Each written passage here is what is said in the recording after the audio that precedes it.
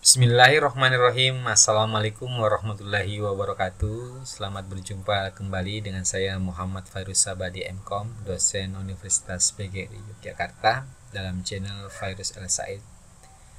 Materi kita kali ini yaitu mata kuliah Analisis dan Desain Sistem Informasi dengan judul materi Analisis dan Desain Berorientasi Objek, atau saya singkat dengan ADBO. Atau kalau dalam bahasa Inggris itu sebenarnya OOAD, Object Oriented Analysis and Design ya. Jadi sebenarnya sih lebih familiar menggunakan OOAD ya. Karena saya orang Indonesia minded gitu ya. Kita menggunakan istilah ADBO dalam pertemuan kali ini, analisis dan desain berorientasi objek, atau saya singkat dengan ADBO. Kemudian yang berikutnya, apa yang melatar belakangi ADBO ini ya. Yang pertama yang melatar belakangi dengan berkembangnya bahasa pemrograman berorientasi objek. Pada pertemuan sebelumnya bahwa dijelaskan pada awalnya bahasa pemrograman itu cenderung prosedural ya, atau modular, atau sequence ya. Jadi pada awalnya bahasa pemrograman itu bahasa yang terstruktur, prosedural ya. Nah, cuma di awal-awal berikutnya ya, di tahun-tahun berikutnya berkembang bahasa pemrograman berorientasi objek.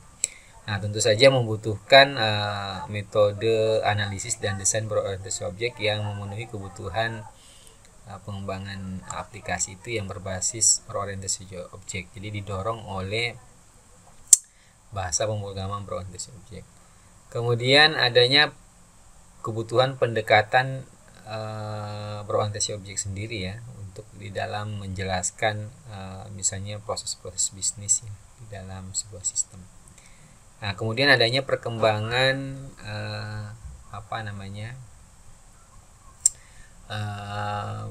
pendekatan pengembangan sistem yang agile ya. Kalau dulu lebih ke bentuk pengembangan sistem yang bersifat waterfall ya, agak sequence gitu ya. Kalau sekarang lebih pendekatan sistem yang agile. Jadi metode ADBO ini melakukan pendekatan terhadap masalah dari perspektif objek ya, tidak pada perspektif fungsional seperti pada pemrograman terstruktur. Ya, itu mungkin bedanya ya.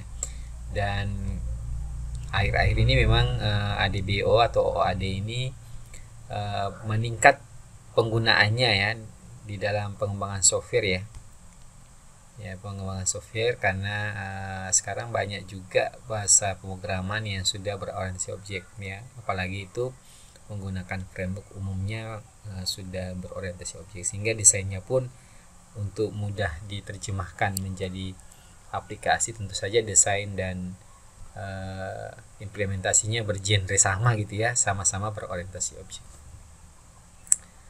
Kemudian selanjutnya ADBO ini adalah suatu pendekatan rekayasa perangkat lunak dari sebuah sistem yang terdiri dari sekelompok objek yang saling berinteraksi, dan setiap objek itu mewakili beberapa entitas yang ditandai dengan adanya sebuah kelas, elemen data, dan perilaku dari objek tersebut.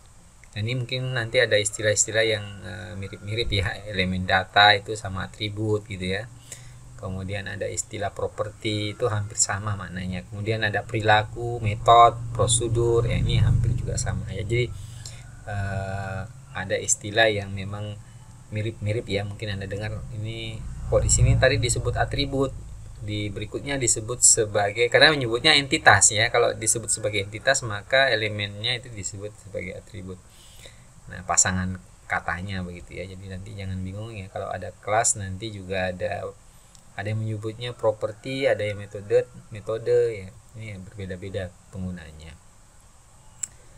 Jadi sekali lagi, metode ADBO ini melakukan pendekatan terhadap masalah ya, berperspektif objek, tidak pada perspektif fungsional ya. Jadi metode ini diciptakan untuk memenuhi peningkatan kebutuhan akan pendekatan berorientasi objek pada aplikasi bisnis ya.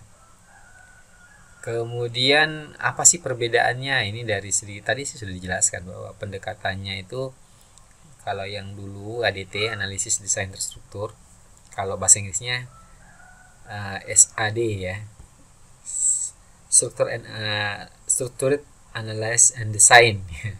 Kalau dulu ya bahasa Inggrisnya SAD, kalau bahasa Indonesianya ADT. Kalau ADBO itu OOAD ya, jadi jangan bingung teman-teman yang mungkin tidak familiar dengan ADBO, analisis desain berorientasi objek, lebih familiar dengan OOAD. Jadi kalau yang terstruktur itu dia fokus kepada prosesnya, yang dilihat prosesnya ya. Misalnya ini proses di perbankan ya, ada proses penyetoran, penarikan, ada transfer, jadi yang dilihat lebih kepada prosesnya. Sedangkan di ADBO itu berorientasi pada objeknya, jadi pada orangnya, kemudian pada materialnya gitu ya.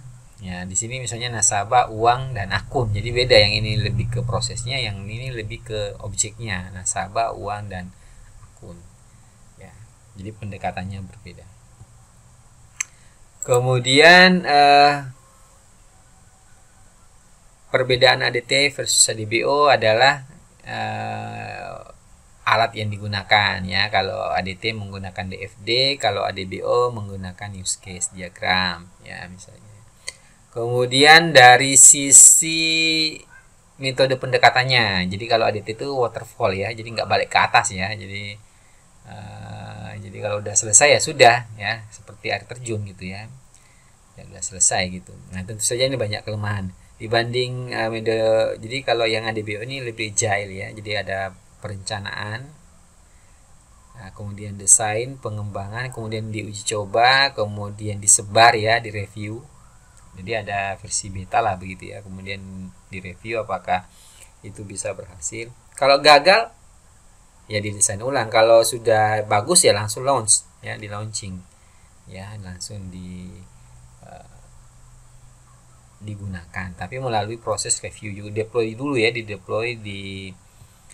dibagikan ya ke pengguna, kemudian ditanyai bagaimana komentarnya tentang aplikasi itu, direview lah seperti itu. Nah kalau oke langsung launch, kalau nggak oke didesain ulang ya, didesain ulang. Nah perbedaannya kemudian dari sisi bahasa ya. Nah ini kalau yang dulu yang prosedural itu banyak pakai fungsi-fungsi prosedur yang susah dipakai ya, artinya satu prosedur itu mau dipakai sifatnya ke prosedur yang lain nggak bisa ya. Ini di prosedural pendekatannya seperti itu. Berbeda dengan di kelas ya, dia bisa menggunakan kelas itu bisa macam-macam ya, ada istilahnya diturunkan, polimorfism ya, nanti Anda pelajari nanti ya. Kemudian itulah beberapa perbedaan ya daripada analisis desain terstruktur maupun dari ADBO. Dia sudah berbeda dari pendekatannya, berbeda dari bahasa pemrogramannya, gaya bahasa pemrogramannya ya, gayanya ya. Kemudian grafik yang dipakai, tools yang dipakai untuk mendesain berbeda gitu ya. Ini disitulah perbedaannya. Kemudian perbedaan bukan perbedaan. Apa itu kelas ya? Tadi disebutkan bahwa ada istilah kelas ya. Jadi suatu kegiatan mengumpulkan data, atribut, dan perilaku. Ini jangan bingung lagi ya. Data itu berupa atribut, kadang-kadang disebut properti ya. Jadi teman-teman, atribut, properti itu sama, atau variabel. Nah, ini ada juga yang menyebutnya sebagai variabel. Dan perilakunya metode. Ada yang membagi metode menjadi beberapa. Kalau dia menghasilkan nilai disebut sebagai fungsi, kalau tidak menghasilkan nilai disebut prosedur gitu ya. Ada yang menyebutnya seperti itu.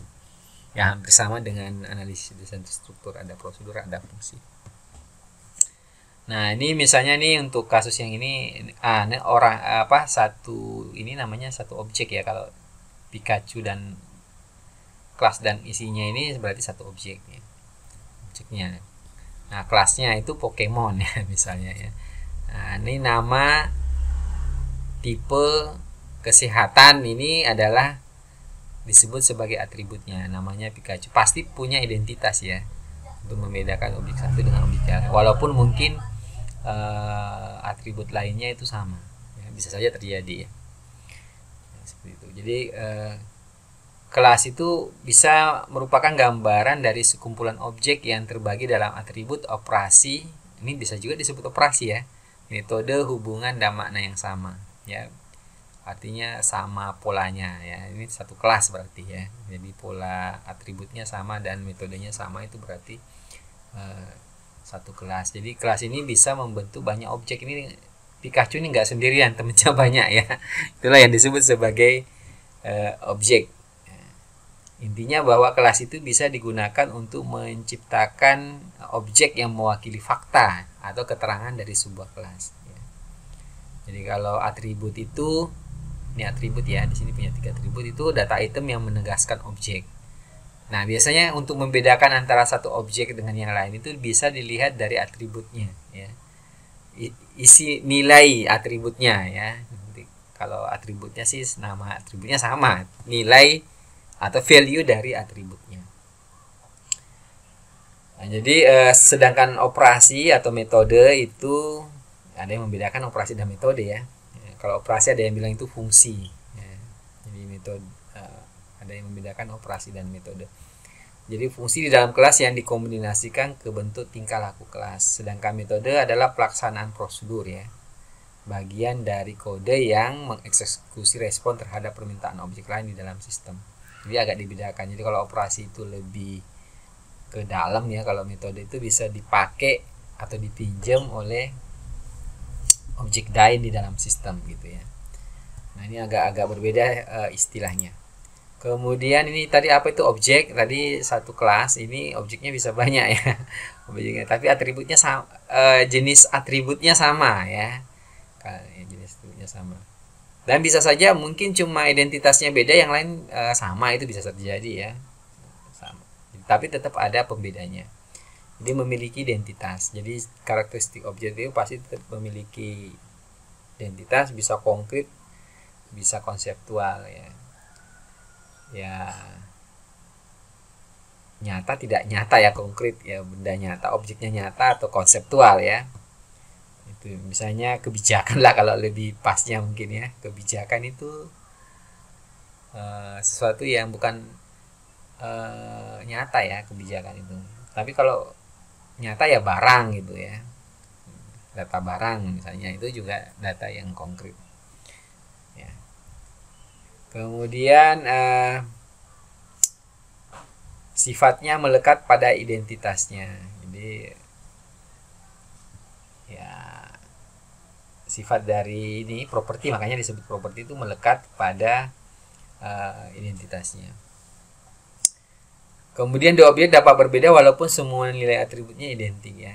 Bisa saja ya, mungkin ada Pikachu yang juga punya tipe elektrik, kesehatannya 70 ya, punya metode yang sama, attach, dodge, dan evolve ya misalnya ya. Misalnya. Jadi bisa saja terjadi begitu. Kemudian metodologi di dalam berorientasi objek ini dikenal ada 3 ya, encapsulation, kemudian inheritance atau pewarisan, kemudian polymorphism ya. Kita bahas satu-satu. Yang pertama adalah enkapsulasi ya, atau pengkapsulan, encapsulation atau pengkapsulan. Jadi sebenarnya ada yang istilah public ya, metodenya public atau variabelnya privat, itu bisa diatur ya, bisa diatur. Jadi apakah sebuah data atau prosedur itu tidak bisa diakses di tempat lain ya, berarti itu privat. Nah, kalau bisa diakses di tempat lain ya, misalnya metode ya, metodenya ini bisa diakses atau dilihat di tempat lain. Bahkan ada juga metode yang sifatnya privat, jadi hanya bisa diakses oleh fungsi yang ada, variabel yang ada di dalam situ ya. Nah, jadi sebenarnya sih konsepnya ini adalah untuk melindungi data atau prosedur terhadap objek yang lain ya, atau kelas yang lain ya. Jadi tidak, artinya membatasi kelas lain untuk bisa mengakses variabel atau metode tertentu. Nah, ini bisa ada namanya mekanisme metode ya, metode. Jadi teman-teman jangan bingung ya, variabel itu tadi sama dengan properti, sama dengan atribut ya, jangan keliru ya. Nih, memang karena saya gambarnya cuma comot-comot ya, kadang-kadang istilahnya berbeda. Nah, dia tanya metode atau perilaku ya, sama aja ya. Jadi perilaku, metode ini bisa dibagi juga prosedur ya. Jadi teman-teman jangan bingung prosedur, metode, fungsi. Nah, itu maknanya sama, prosedur, fungsi. Karena metode itu bisa prosedur, bisa fungsi juga gitu ya. Nah, inilah yang disebut enkapsulasi. Jadi dia gabungan metode variabel dalam satu entitas ya, dalam satu kelas ya. Oke. Dan kemudian tadi metode dan variabelnya itu ada yang bersifat privat, ada yang bersifat public. Kalau privat itu artinya hanya bisa dipakai di dalam kelas tersebut, kalau public bisa diakses oleh kelas lain. Kemudian inheritance atau pewarisan. Inheritance adalah teknik yang menyatakan bahwa anak dari objek akan mewarisi data atribut.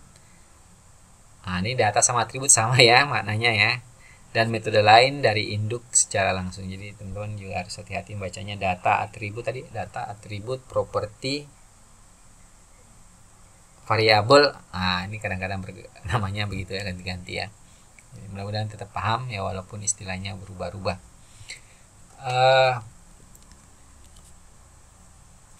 Ini contoh, ini kan kosong ya, berarti bangun datar ini tidak punya properti ya. Ini kan dibagi dua, ini properti di atas atau atribut di atas, yang di bawah adalah metodenya ya, metodenya. Nah, ini walaupun misalnya tidak dicantumkan, maka lingkaran dan segitiga, kalau ini turunannya, maka lingkaran, segitiga ini dan persegi panjang ini otomatis sudah mewarisi fungsinya ya. Jadi yang ditawarkan bukan hanya nilainya, tapi bisa juga fungsinya ya. Nah, ini berarti lingkaran juga sebenarnya walaupun tidak didefinisikan, dia itu sudah mewarisi sifat dari kelas bangun datar. Dia juga bisa punya prosedur atau fungsi luas atau keliling gitu ya. Seperti itu. Demikian juga yang lain, walaupun sebenarnya propertinya berbeda-beda, datanya atau atributnya berbeda-beda untuk setiap setiap objek. Nah, ini kan kelas, ini objek. Kalau punya ini juga kelas juga ya namanya ya, kelas juga. Jadi ini kelas. Jadi bangun datar ini punya anak kelas yang lain gitu ya. Nah, kelas ini mewarisi dari induknya.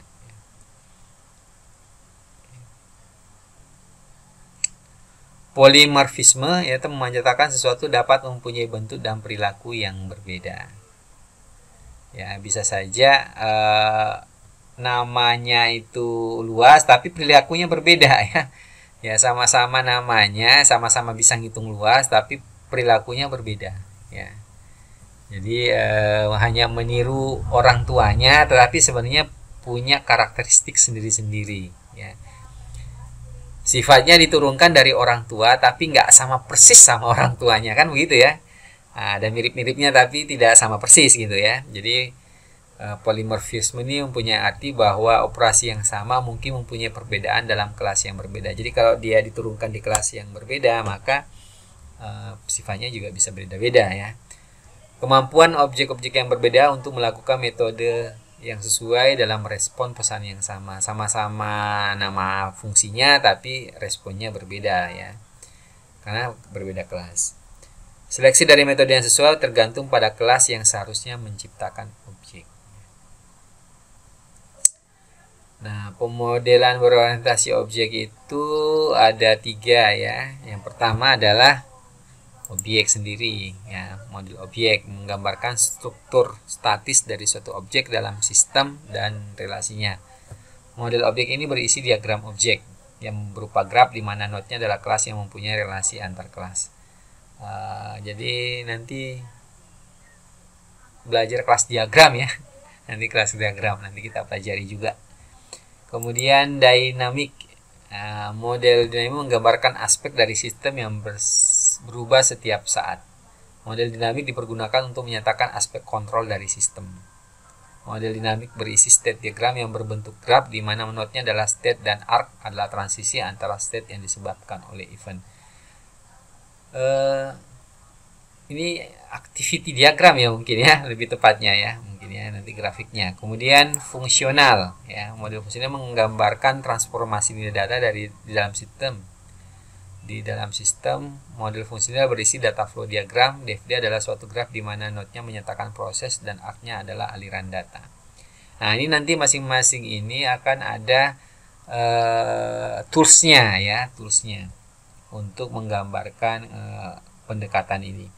Nah, toolsnya apa aja? Yang pertama adalah use case diagram, activity diagram, sequence diagram, state chart diagram, deployment diagram, collaboration diagram, komponen diagram, ya itu nanti contoh-contohnya. Nah, ini nanti teman-teman ya semua akan mendapatkan tugas ya terkait diagram-diagram ini, tergantung tugasnya masing-masing, nanti menggambarkan semua proses ini. Yang pertama adalah use case diagram ya, merupakan suatu diagram yang menggambarkan fungsionalitas yang diharapkan dari sebuah sistem. Jadi di sini digambarkan terutama fungsi-fungsi utamanya ya, kemudian aktor yang terlibat, orang-orang yang mengakses sistem tersebut, dan fungsi apa yang dia bisa akses. Nah, ini sebenarnya yang ditaruh di sebelah kiri biasanya fungsi yang memicu ya, yang utama ya, sedangkan yang ini adalah merespon ya, biasanya kalau meletakkan gambar. Boleh nggak sih di sebelah kiri semua? Sebenarnya boleh, cuma nggak lazim ya. Jadi kalau biasanya lazimnya itu kalau yang aktif itu yang di sebelah kiri ya, sedangkan yang melayani di sebelah kanan gitu ya. Lebih tepatnya yang eksternal mungkin di sebelah kiri, yang internal di dalam gitu ya, lebih pas. Karena sebenarnya eksternal itu merespon atau melayani pihak internal. Ya, ini gambarnya begitu biasanya, yang cara meletakkan aktor ya. Jadi sebenarnya use case diagram ini adalah kesimpulan atau abstraksi dari interaksi antara sistem dan aktor ya, bekerja dengan cara mendeskripsikan tipe interaksi antar users sebuah sistem dengan sistemnya sendiri melalui sebuah cerita bagaimana sebuah sistem itu dipakai ya. Jadi use case ini juga merupakan konstruksi ya, untuk mendeskripsikan bagaimana sistem itu nanti akan terlihat di mata pemesan aplikasi itu ya, usernya. Jadi memfasilitasi komunikasi antara analis dengan pengguna atau analis dengan klien lah begitu ya. Oh, ini loh besok fungsinya, fitur-fiturnya itu ada apa aja, siapa yang mengakses, apa saja sih yang bisa diakses.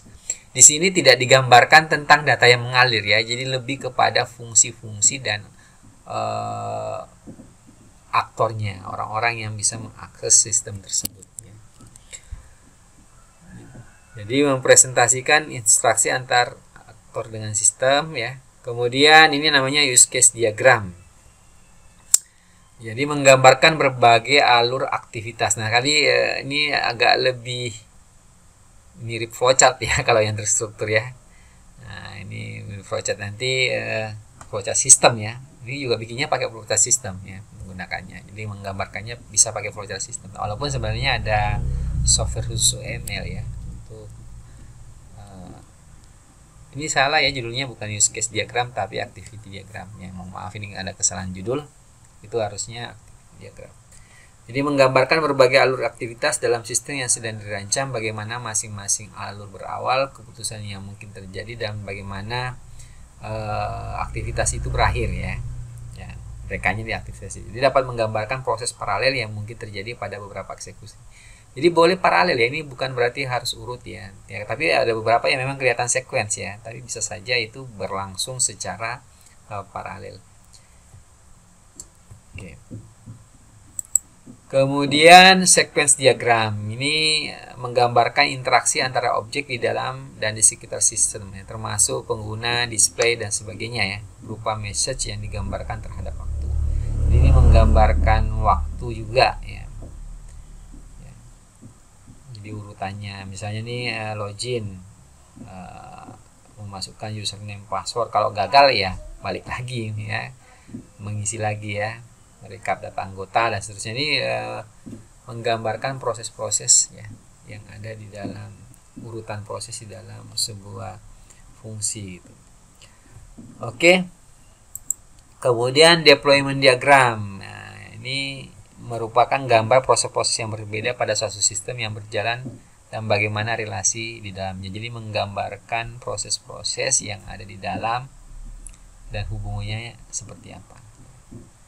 Ya, jadi diagram deployment ini mewakili pandangan penyebaran sistem, sehingga hanya akan ada satu diagram deployment untuk satu sistem. Jadi cuma gambarnya satu ya. Diagram deployment ini terdiri dari node-node adalah hardware fisik yang dipakai untuk menyebarkan aplikasi. Jadi ini nanti kelihatan data hardware-nya ya, database server gitu, mainframe komputer ya, apa yang dijalankan di situ ya, fungsi-fungsi apa yang dijalankan itu akan kelihatan. Selanjutnya collaborate diagram ya, kolaborasi diagram atau diagram kolaborasi ya, lebih tepatnya ya. Ini agak salah ini tulisannya, harusnya diagram kolaborasi atau collaboration diagram adalah suatu diagram yang memperlihatkan atau menampilkan pengorganisasian interaksi yang terdapat di sekitar objek, seperti halnya sequence diagram dan hubungannya terhadap yang lain. Jadi mirip-mirip sama yang tadi ya, cuma cara penyajiannya agak berbeda ya, agak berbeda. Jadi kalau tadi sih sudah dibagi step-stepnya ya, nah ini agak bebas begitu ya, ini hampir sama. Jadi biasanya kalau sudah ada sequence diagram, collaboration diagram ini sepertinya jarang yang membuat juga sih, tapi untuk praktek nanti tetap kita akan pelajari ya. Selanjutnya komponen diagram. Diagram ini menggambarkan secara fisik dari sistem yang bersesuaian dan menyediakan realisasi dari sekumpulan interface. Jadi lebih kepada file-filenya ya, file-file yang digunakan di dalam, termasuk interface-nya, kemudian file eksekusinya ya, kemudian library yang dibutuhkan. Ya, misalnya file.exe ini sebenarnya dibentuk oleh file HTML misalnya ya, file-file. Kemudian ada DLL yang dibutuhkan untuk library untuk file eksekusinya misalnya ya.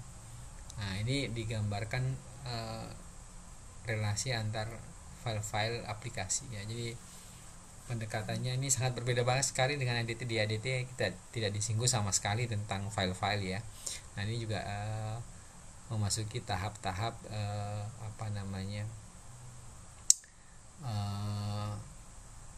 sampai fisik juga kalau untuk OOAD ini, Object Oriented Analysis dan Design ya. Sedangkan berikutnya adalah tahapan pengembangan sistem berorientasi objek. Tadi sudah dijelaskan ini di perbedaan ya, jadi dia mengadopsi Agile ya. Tadi ada plan, design, develop, test, deploy, review. Kalau oke, langsung bisa di launch. Kalau enggak bagus, dia didesain ulang, di develop lagi, di test, di deploy ya. Di deploy itu maksudnya dicobakan kepada pengguna ya, kemudian di review bagaimana tanggapannya. Kalau oke, nanti langsung di launch gitu ya. Jadi itulah tahapan dalam pengembangan sistem. Oke, itu saja mungkin yang bisa saya sampaikan untuk pertemuan kali ini. Lebih dan kurangnya saya mohon maaf yang sebesar-besarnya. Jika menyukai tayangan ini, jangan lupa di like dan di subscribe dan nyalakan bunyi loncengnya supaya Anda bisa update informasi-informasi terbaru dari channel kami. Demikian, terima kasih, matur nuwun, wassalamualaikum warahmatullahi wabarakatuh.